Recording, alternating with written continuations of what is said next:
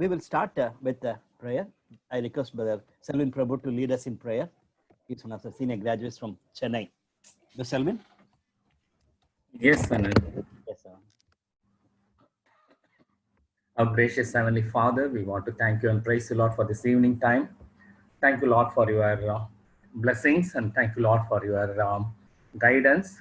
And thank you, Lord, for helping us to, Lord, go on with our studies in Galatians. Lord, we pray that today's study also shall become, Lord, a blessing to all of us, even as Billion and lead us in studies. We pray that let your wisdom shall prevail upon him, be with him and bless him, Father. Help us to have, Lord, to have in-depth, Lord, insights over our studies, of Father. Help us, Father, to examine our life and to continue to surrender ourselves, Lord, in line with your plan, Father. Thank you, Lord, for this time. In Jesus' name we pray, Father. Amen. Amen.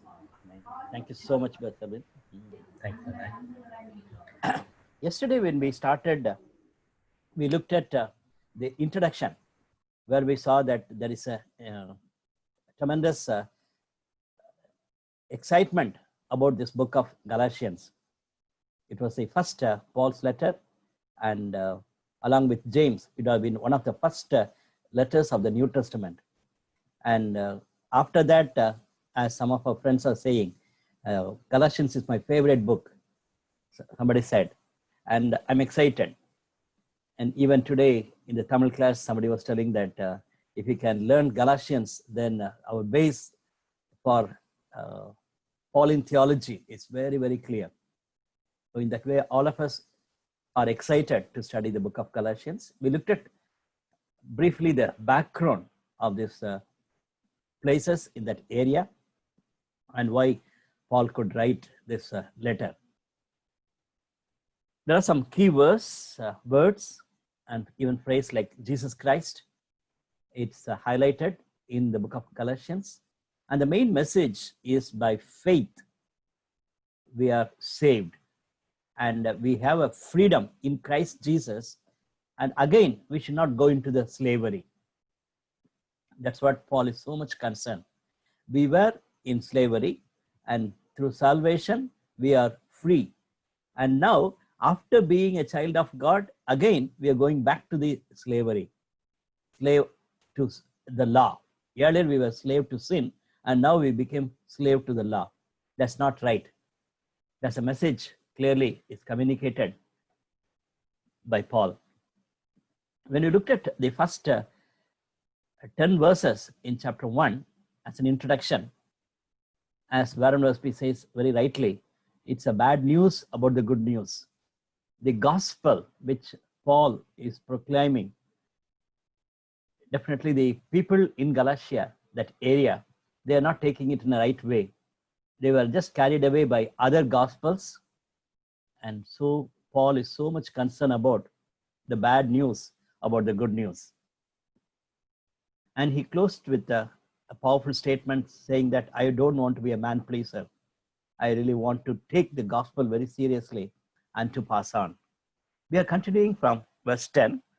We see that in verse 11 to 24, the first paragraph is Paul's experience of the gospel in his own life, which is divinely revealed. Even yesterday, when we looked at verse 1 of chapter 1, where we saw that it is not by man or it's not through man. It's definitely through the Lord Jesus Christ. I have this gospel. And here in these 15 verses, we are going to look at how he is revealing himself, how the gospel is revealed to himself. In a nice way, he is presenting it. That we are going to look at as a first paragraph. After that, chapter 2, verses 1 to 10, we are going to look at the uniqueness of the gospel. There is only one gospel. There is no gospel for Jews, and there is a different gospel for Gentiles, not at all. And nicely he says that I got the affirmation from the leaders in Jerusalem that we have only one gospel, that he can clearly communicate. But the third paragraph is a little bad in nature. Dr. John Stott, in his commentary, says that it is one of the bad times in in New Testament. A great leader like Peter, when he has gone to Antioch to see what the Lord is doing through Barnabas and Paul, there he was fallen down, and there he was became a hypocrite. And Paul has to confront him for the sake of the gospel, not because who is greater, is it Peter or Paul? Not at all. In these days, there's a big fight in the churches and in many places to show who is greater. But there we see that it is basically for the sake of the gospel. Paul confronted Peter, that we are going to look at little later. The last paragraph, justification by faith alone, that is Paul's experience of his salvation. Not I, but Christ is a focus there.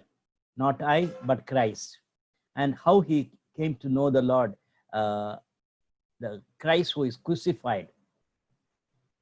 So overall, we could see that it's a very personal experience of Paul confronting the Lord Jesus Christ, and that is his gospel. And also for the sake of the gospel, how he is confronting the leaders. That's the way we are going to look at. As we look at these passages, we don't have enough time. So we are going to hear only one portion. That's the last portion, Galatians chapter 2, verses 15 to 21. We have a PhD scholar from Annamalai University, Ajit. I really thank God for his life and the way in which he is excited about the Bible study. And he is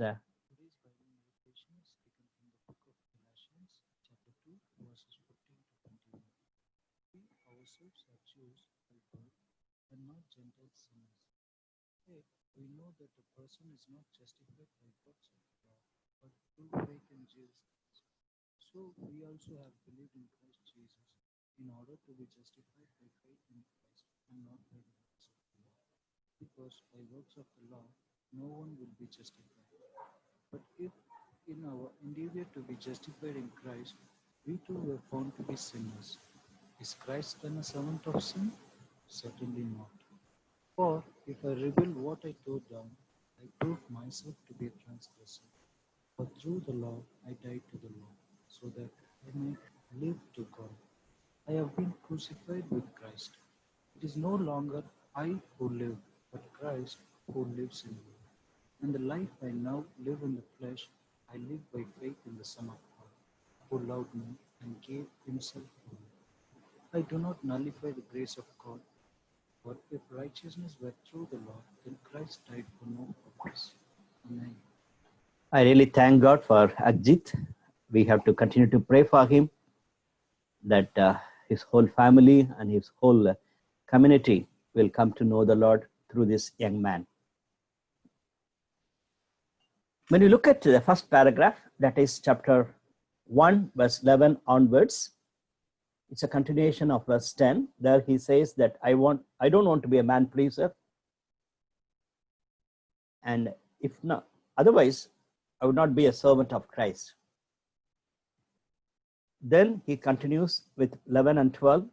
I want you to know, brothers and sisters, that the gospel I preached is not of human origin. I did not receive it from any man, nor was I taught it. Rather, I received it by revelation from Jesus Christ. In these two verses is something like an introduction for the gospel. The gospel he has received. Later, he could say that this is my gospel. To that level, he could own it. How he got it, it's not from man, or definitely not the effort of others, human efforts. It is through the revelation of Lord Jesus Christ. Even yesterday when we saw verse 1 in chapter 1, there we saw that Paul could say that I am an apostle sent from, not from men, nor by a man, but by Jesus Christ. Very clear. It's not because of the efforts of somebody or it's not because of the motivation of somebody. I am here as a Christian. I am here as an apostle. I am here as a believer. Not at all. That's the way he says. It is the revelation. That's what he says. My dear brothers and sisters, we need to underline that word, revelation. Even in these days, people talk about revelation. I'm not talking about the last book of the Bible. The way in which they say that God has revealed, God has revealed. And they have their own set of doctrines.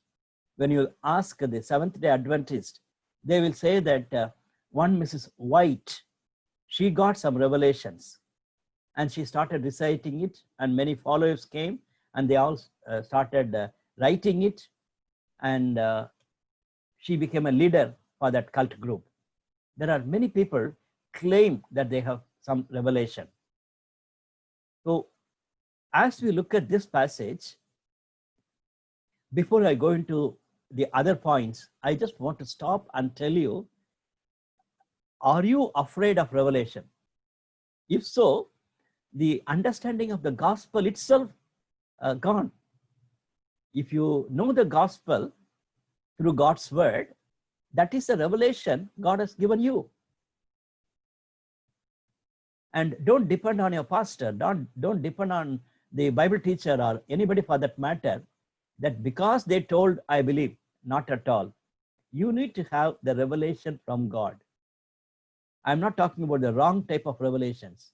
I'm talking about the revelation of God in Christ Jesus through God's word.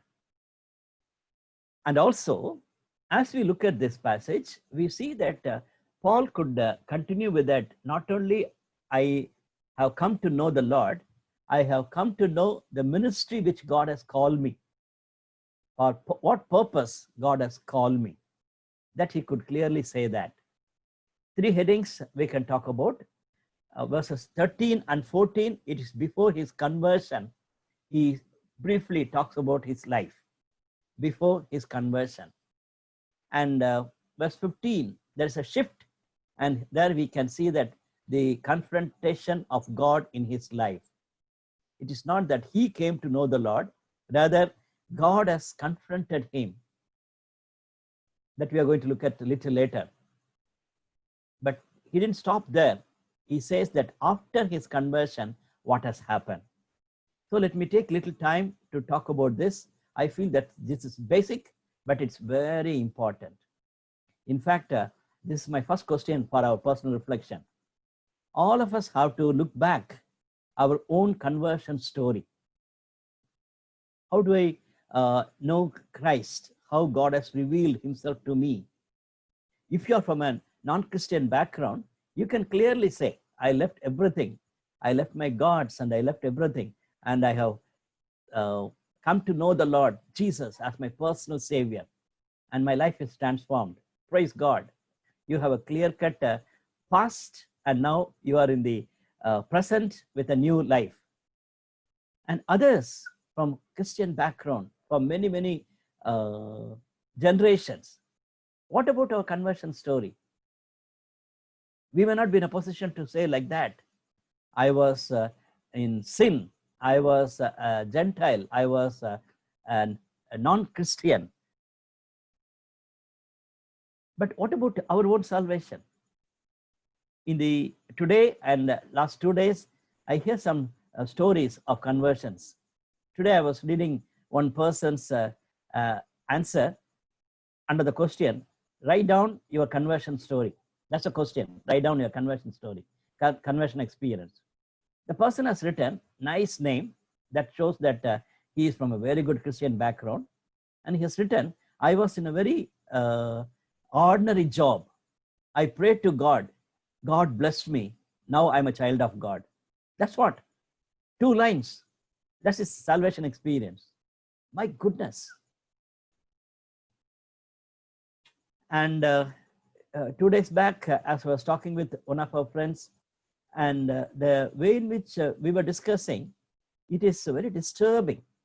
When you hear stories about your conversion story, they don't have a clear-cut experience of accepting Jesus Christ as a personal savior.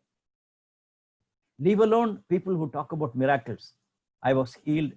Now I have accepted Christ. That and all, the TV preachers and big convention crusades, that and all one side.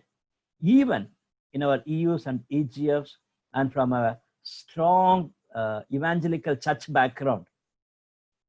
Very sad, very sad. Today somebody was mentioning in WhatsApp, my friend got married to a person from such and such background, supposed to be very solid and rooted in God's word. If you tell the name of the church, immediately people will say that they're rooted in God's word. But now she says, my husband does not know how to pray. And my husband does not know anything about Christian life. But from a very good church background, parents are very good believers, but the young gentlemen don't have any experience of Christ. But where they go to worship, supposed to be the strong, biblical, evangelical church. My brothers and sisters, that's not the way of our conversion story. Very sad. Especially when it comes to the marriage, there only the true color comes out. People say that he is good, she is good, and attends church regularly. And sometimes they'll add the point, when they go to church, they will carry the Bible. Something like it's an additional qualification. When they go to church, but they take the Bible with them. As if carrying the Bible will show that you are a believer. And they will say that they're active in the youth meeting. They take Sunday school. Such a way they talk about conversion. My dear brothers and sisters, all of us who are here, I'm confident that we have our salvation story. But what about the message we pass it on to others? What about the people who we are ministering? How we are concerned about them? That's a major concern I see in the beginning of book of Galatians. Paul, his life and ministry is rooted in God's word, and it's a revelation he has received, and his life was transformed by grace, and now he is a new creature. That's the way we are going to close today's study. Third one, during his conversion, verse 15, there we see that but when God, I really like that. So far in verse 13 and 14, he talks about I.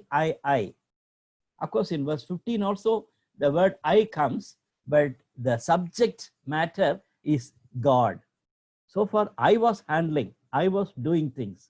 I was against the church before conversion. I was radical. I was a persecutor. All subject matter is I. But here, verse 15, but when God. My dear brothers and sisters, when we talk about our salvation experience, it is God's initiative. It is not my search. It is not that I have done something and I left something and I have gone into a new life. Not that way. As I normally say, it's something like a chess game. God is moving the coin. In one point of time, he kept the coin and check your king. And I couldn't move anywhere. God confronted me. That's an experience of Saul in Damascus road. He couldn't move anywhere. He could say that, Lord, who are you? We may not have such an experience like Damascus road, but we had our salvation experience when you have gone from selfish life towards God's initiative. But when God, who set me apart from my mother's womb, called me by his grace. Salvation underlies this. It is not that I am a good boy or a girl, so God has chosen me. Not at all. My mother's womb, even Jeremiah could say like that in Old Testament. Even before I was born, you have seen me. That's what the psalmist says, Psalm 139. So we know that it is not that accidentally God has chosen you. It is God's plan and God's purpose and God's initiative that God has revealed himself to you. What a great relief it is. It is not my search or success. Rather, God has confronted me and my life is transformed. After that, a big passage where we see that Paul is talking about after conversion experience. I really wanted you to consider that seriously. What next? After my conversion, what has happened? For some of us, when we will ask the story, they will talk only about the past. And during that time, how God has transformed me. But for Paul, it's not like so. 14 years of his experience, he could clearly mention about it. Look at that. He says, after his conversion, I did not go up to Jerusalem to see those who were apostles before I was, but I went into Arabia. Later, I returned to Damascus. Then, after 3 years, I went up to Jerusalem to get acquainted with the leaders, such leaders. There he says, I went into Arabia. It's a desert and a very quiet place, and where people are less. And he has spent 3 years of time. We need to take time to look at this in the right context, in the right way. We have to understand. Is it that we have, after our conversion, we should not meet anybody? We should not meet the pastor. We should not meet the mission leaders, but we have to go to a quiet place like Paul did. I don't think so. He's not saying that. Paul's experience he is mentioning, but that's not the theology. But the point here it is, he spent time in the revelation of God. Hear me. Salvation was given to him, but still he wanted God's revelation in his life. That is important. That is important. That's a principle we have to learn. I know that most of you who are here in my study now, you are young people. You have your spiritual experience. Some of you, very short time, 2 years back, 3 years back. Maybe for some of you, it could be less than 10 years of time. Fine. How much after your conversion are interested to know more revelation from God? How much you took time to be quiet, learn from God directly? I clearly remember the one who led me to Christ later when I met him. He told me, Billy, take time and study the book, 100 Bible Lessons. Those days, Operation Mobilization, I bought it. I'm talking about 1978. And I bought it. And brother was telling, you systematically, you sit and study 100 Bible Lessons. Now it is there, but in a different name. That's a very systematic study of God's word, quietly learning. And in my EU, the Search the Scriptures, that time it was very famous. Only the foreign edition, but will be encouraged to have the quiet time properly with Search the Scriptures. That and all, it's not just a quiet time alone. It's not my personal Bible study time. It's a time I want to spend with God so that I can get revelation from God. Then another thing I can talk about, 3 years time is compared with Bible college. Some people think that after going to the Bible college, I can be in like Arabia. We need to be careful. I am not against going to the Bible college. At the same time, I'm really worried when some of my young friends, when they come and tell me, Uncle, after my BA, after my MA, I'm going to Bible college. I will tell them that you slow down, because Bible colleges are not different with the secular colleges. And some of the Bible colleges, the way in which they keep Bible as a textbook, you will lose your faith and they will confuse you.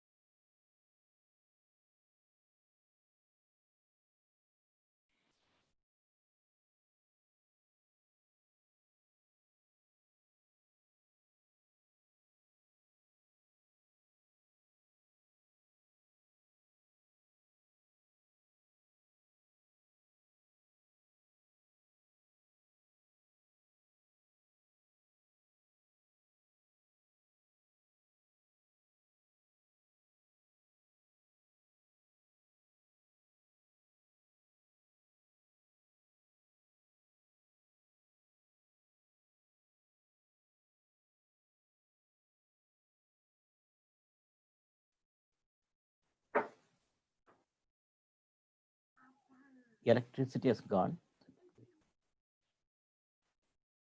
But Selvin, can you hear me? Vadivel? Yes, and then I can hear you. It's working now. We can hear you. Okay, thank you, thank you. Power has gone. Yeah, that's fine. It should not be part of a spiritual life. Power should not go. Right. After the conversion, he went into Arabia for 3 years, knowing the Lord more and more. Whether he stopped there? No. We need to have continued to have revelations. So the divine revelation, it's not only in the gospel story, accepting Christ. It should be our reality in our day-to-day life. At the same time, in the beginning of your spiritual experience, in the beginning of your walk with God, my humble request to my young dear friends, take time, have more revelation from God than from people. Pastors, elders, and take me as I'm growing. I'm really afraid. In a wrong way, we should not distract you. Be focused on Jesus and have revelation from God. Because here Paul could clearly mention, I was not anxious to go to Peter and leaders and find out what are the techniques I have to use as an apostle of Gentiles. In these days, the modern technology helps us to talk about vision and the technical words, and we want to be very skilled people. My brothers, sisters, in your young age, don't look for skills, look for convictions, your beliefs, and hold on to God's word. I'm not against your pastor, or I'm not against leaders, but my only concern is don't be just carried away without the Bible and without Jesus. That's a big problem we see in the present day church. After that, he went into the ministry, knowing that God has called him to be an apostle to Gentiles. Here, I want to tell you, as our conversion story grows, we need to be sure of our purpose of life, why God has chosen me as a child of God. What's the purpose of being a child of God? What type of ministry God has given me? Paul could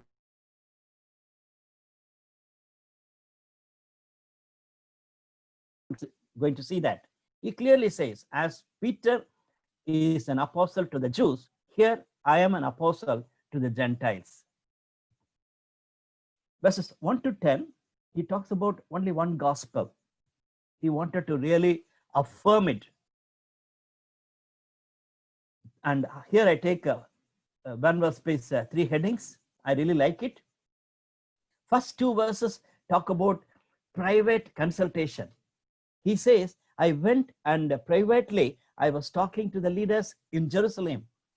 After 14 years of my conversion, I went back to Jerusalem. That's what he says. He, as a matured Christian, he has gone there to meet his people. And there he says, along with Barnabas and Titus, I went. There is a reason to say that, because he believes in teamwork. God has called me to be an apostle to the Gentiles, but it's not my own. It is part of the team. My brothers and sisters, you need to have your personal conviction. You need to have your personal calling for ministry, but at the same time, you need to be part of the team. It's very biblical, very biblical. If somebody says, I can do ministry on my own without anybody's support or without others, that's not a healthy New Testament type of ministry. And in verse 3, he can clearly says, yet not even Titus, who was with me, was compelled to be circumcised, even though he was a Greek. And then he continues with that. No compromise at all. When it comes to the public convocation, he says that in terms of Titus' conversion, I'm sure of it. But all these friends in Jerusalem, they say that First, he has to be circumcised, then he can become a Christian. So according to the standard of Jerusalem leadership that time, or the Jewish Christians, Titus was not a believer. But Paul, without any hesitation, he says, I don't want to compromise anyway. Just for your sake, I don't want to encourage Titus to be circumcised. And not only that, he could say that in verse 4, this matter arose because some false believers had infiltrated our ranks to spy on the freedom we have in Christ Jesus and to make us slaves. Look at that. There are people who have come, and believers, they have come, and earlier we were under bondage of sin, and now we have a freedom, but they want to make us slaves to the law. Very unfortunate, very unfortunate. Today, I see more and more such things are happening. Believers be under a big bondage, or under people, or under circumstances, or under some rules and regulations. Christians are supposed to be very free people. Free in terms of free in Christ Jesus. The freedom in Christ Jesus we need to experience. If you are under bondage, then you are not really you are not really enjoying the freedom in Christ. That's what Paul is so much concerned about it. Verse 5, very important. We did not give in to them for a moment, so that the truth of the gospel might be preserved for you. You Gentiles, you are become believers. Now, I don't want to compromise. I don't want to give any space for them, so that the gospel might be preserved for you. What a beautiful way in which Paul could say that. My dear brothers and sisters, you are all leaders in one way or other. You are all responsible Bible teachers. You are all responsible shepherds of one group of flocks. You may not be a pastor. You may not be a full-time worker, but definitely the one who is keenly interested in Bible study is a shepherd of a flock. How much you are concerned about it? Can he confidently say like verse 5, so that the truth of the gospel might be preserved for you. Same phrase, the truth of the gospel, comes in verse 14. When I saw that they were not acting in line with the truth of the gospel, I said to Peter in front of them all, you are a Jew, yet you live like a Gentile and not like a Jew. My goodness. He says in verse 5, that is an understanding, that's a doctrinal belief, that the truth of the gospel. In verse 14, there he says that you have to behave of the belief. And he confronts with Peter, he says, no, you are not doing it. You believe one thing, that the truth of the gospel cannot be diluted, but here you have a problem. So our belief and behavior should go together. The third paragraph in this heading, verses 6 to 10, there we see that the leaders of Jerusalem are recognizing the different type of ministry. Barnabas and Paul is involved, the ministry to the Gentiles. And there we see that Peter is the one who took initiative to say what was a ministry he did in Cornelius' house. And he could testify how the Lord in his mercy manifested his glory among the Gentiles. In Acts 10th chapter, we read that. Praise God. Peter had that experience. And with that, other leaders could recognize God is at work in different type of ministry.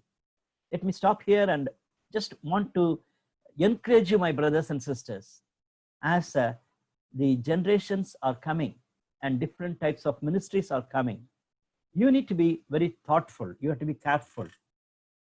There is no compromise in the gospel, but ministry to different groups have to be recognized. It's true that as UESI, as EU and EGF, we are committed to student ministry. And we should not go to an extreme saying that student ministry is the only ministry. Not at all.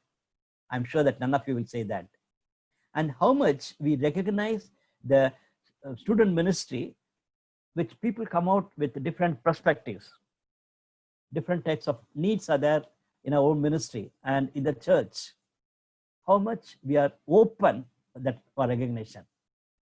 That's a confirmation Paul has received as he wanted to minister to the Gentiles. The leaders recognized him and stood with him. And it's nice way he says, giving their right hand of fellowship, saying that, brothers, God bless you, we'll be with you. That's a lovely description. We are committed to be in Jerusalem and to take care of the Jewish background people. And Paul could say that Peter is committed to be the apostle there. That's what we read from that passage. But you do it and we will be with you. And when we look at here, we see that the truth of the gospel is one and it's unchanging. That's very, very important. So the gospel cannot be changed, but the presentation of the gospel or communication of the gospel to different types of people, we need to be careful. Last Sunday, I was in a EU meeting. They asked me to take a Bible study. And right after the Bible study, they were discussing about third gender. I was excited. EU group, not in a big city, in a small place, but the students could discuss about our response to the third gender. And then I could tell them that in Chennai, we have a pastor who is ministering among the third gender, and they have a church separately meeting, and they have many types of ministry. Challenges are there. I was very happy to hear the EU student leaders talk about how we need to look at the third gender. They didn't decide that they are going to minister to them or something like that, but the recognition of the ministry to the third gender, I was very happy to hear that. And in an EU meeting, when they're talking, I was very happy because in many places, we are just very closed. We are not open. I have many things to share about different types of needs around and challenges, but how much as a child of God, without changing the gospel, how we are going to present the gospel to the different types of ministries. So keep that in mind. Only one gospel. There is no gospel for this state and that state, and for this caste and for that caste. Very unfortunate. These days, in the name of God, in the name of the gospel, churches are divided. And Lord's table is divided. And there is no unity because of the gospel. Not uniformity, not at all. I'm not talking about uniformity. But the gospel cannot be put it into small factors, and everybody is holding one aspect of gospel and live out differently. Paul is not at all doing like that. That is a one gospel, but he's taking to the Gentiles. As we read in Acts 15, James could speak out. James, the brother of Jesus, could speak out. And to the Gentile Christians, he could say that we have heard that some went out from us without our authorization and disturbed you, troubling your minds by what they said. The Judaized Christians, they went and disturbed the Gentile Christians. Even now, there are peculiar type of problems. As we see that in Acts 15, that quote by Paul, James is coming from Amos. In Amos, in 9th chapter, we see that the Lord will bring the mission of God through the kingdom of God. That is Jesus who has come, and all the nations that bear my name, That's what he said. So we know that James could recognize this prophecy and could clearly say it is not only the Jewish Christians, it is for all nations the gospel is given. Praise God. We are all part of the all nations. And now it is our responsibility to take all nations into our church, in our fellowship. Let's look at the other paragraph. In verse 11, we see that when Peter came to Antioch, it is a different story.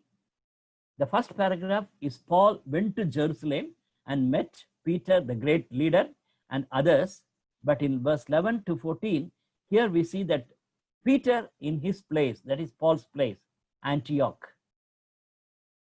And he came out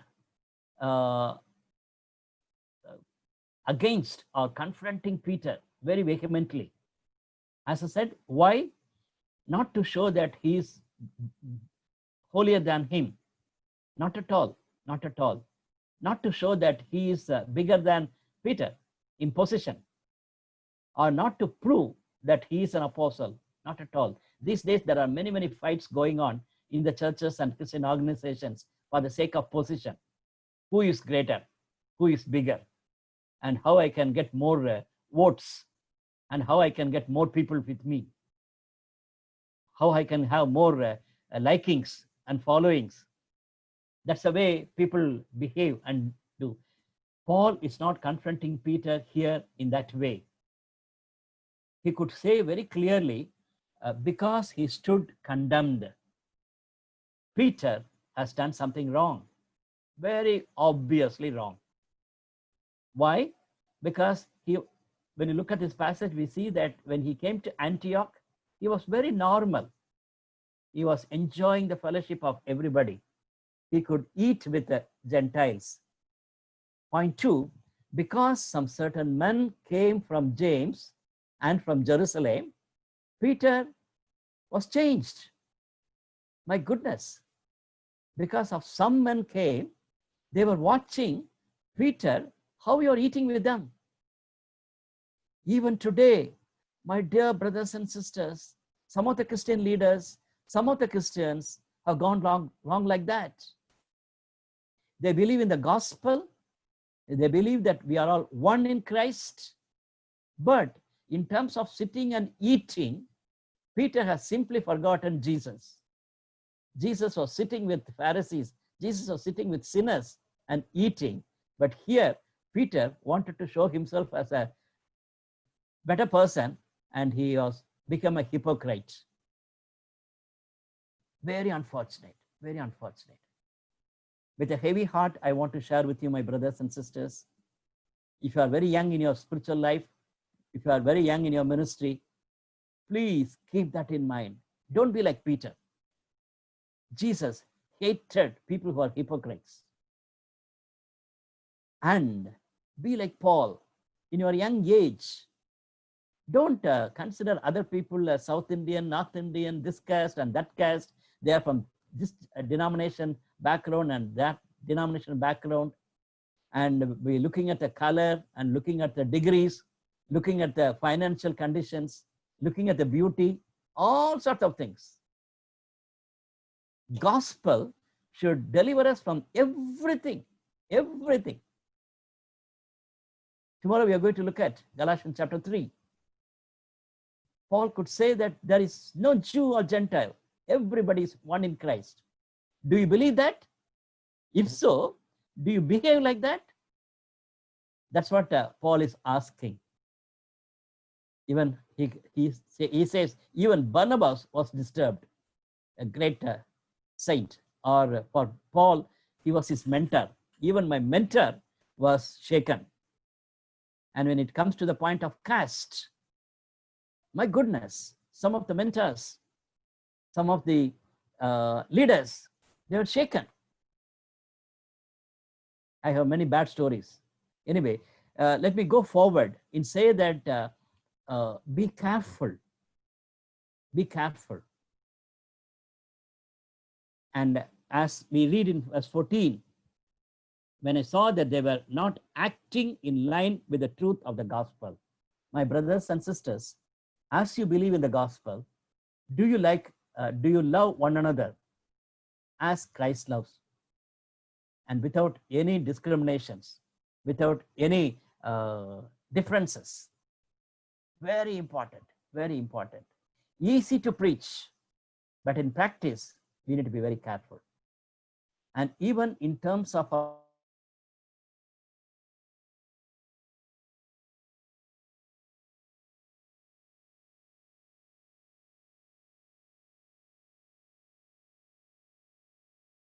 own ministry in even EGF with other faith. Many of the Christian friends are not a very good leader. Christian leader were worshipping the idols earlier, and now their parents are worshipping the idols. When I give my daughter or son to such people, they will be the evil spirits will disturb us. My God, my God, what is your belief on the gospel? You think that evil spirits have more power than the Christ's power? Not willing to give your daughter and son to a non-Christian, a believer, a brother and sister from non-Christian family? Curse on us, curse on us. That's the reason the friends may not be in a position to grow in Christian fellowship. When it comes to the marriage, we show our true colors, not acting in line with the truth. Plainly, I'll tell you. Be careful when it comes to the point of taking a job, bribe. This evening, I can proudly say the one who prayed for you, prayed for us. He was teaching in a school where his father was working. And the people in that administration, unfortunately, that's a Christian school. They demanded money from him so that his job can be confirmed. Praise God. My brother Selvin said no to that. I don't want your job. Though my father worked, though it's a Christian school, I am not ready to give the money. Though its amount is very small amount that time, I'm talking about almost 35 years back, that amount was small, but he said no. God honored him. God blessed him. My brothers and sisters, in these days, when it comes to the job, when it comes to the marriage, we are not acting in line with the truth. Let's be careful. The fear of man is a problem. Peter had a real fear for men, so he just gone back. He was not backslidden, but he didn't live according to the line with the truth. Be careful, okay? We are not backslidden Christians, but we are not living according to the faith we have in the gospel. Peter, because of men, he was gone. Last paragraph, justification by faith. I'm giving less time because tomorrow we are going to look at the doctrinal teaching on the same point. Paul is continuing from here. Justification by faith. Here, he talks about his own personal experience in terms of faith and also in terms of justification. He starts with man's greatest need is justification or acceptance with God. What do we really mean by justification? It is the unholy man can become a child of God, become a family member of God, or we can have access to go to God. That is justification. How it is possible? It's because of Jesus Christ, because of the precious blood of Jesus, because Jesus has taken my place, and by faith, I'm taking it. So man's greatest need is justification. Without having such experience, he may not have a fulfilled life in this world. Secondly, he says, yesterday itself we read that passage in verse 16, justification is not by the works of the law, but through faith in Christ Jesus. It is not by the works of the law, it is by the faith in Christ. Even today, there are different types of works are there exhibited in the church among the Christians. Very unfortunate. I'm not talking about the non-Christian friends who are talking about uh, many, many different types of works to be saved. Even after salvation, some of us are holding on to some of the works of the law. If I'll do this only, I can get blessings from God. All sorts of things. And even they say that my position in Christ is because of the work I'm doing it. Definitely wrong. Definitely wrong. That leads me to the third important point. Look at that. We say that I have faith, but that's not enough. Not because of my self-trust or not because of my faith alone. It is by God's grace, and it's because of the precious blood of Jesus. That's what we read here. I do not set aside the grace of God, verse 21. For if righteousness could be gained through the law, Christ died for nothing. Christ died for nothing. The cross of Christ is waste. Grace of God is waste. If I can count on my faith, and if I can count on my self-trust, do these things, I'll be all right. So we have to be careful. It is by grace, and definitely with the help of faith, it's possible. And because of the cross of Christ, we have this one. Lastly, the trust in Jesus Christ is altogether a new life. It is not slightly changed, it's altogether a new life. We all know these verses. Romans chapter 5, it says that since we have been justified through faith, we have peace with God through our Lord Jesus Christ, through whom we have gained access by faith into this grace in which we now stand, and we boast in the hope of the glory of God. And in 1 Corinthians chapter, I think the 2 Corinthians chapter 5, verse 17, therefore, if anyone is in Christ, the new generation has come.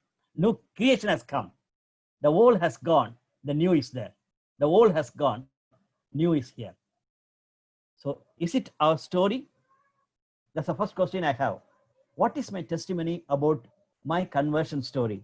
Can I say that the old has gone and the new has come? Am I trying to mix law and grace in my life and ministry? We need to understand clearly, rules and regulations cannot take control of my life. I need to be controlled by the grace of God. At the same time, I need to have my proper understanding of working under the grace of God. But here we talks about the law in terms of the Old Testament way of understanding. Even now, we have a set laws that should not be there. Don't mix up.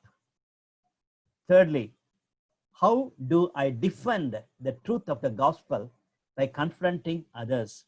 In my fellowship and in the church, there are people like Peter come and disturb. How we are confronting them for the sake of the gospel and for the sake of the people with whom we are ministering. Let's pray. Father in heaven, we thank you for the lovely book of the Galatians.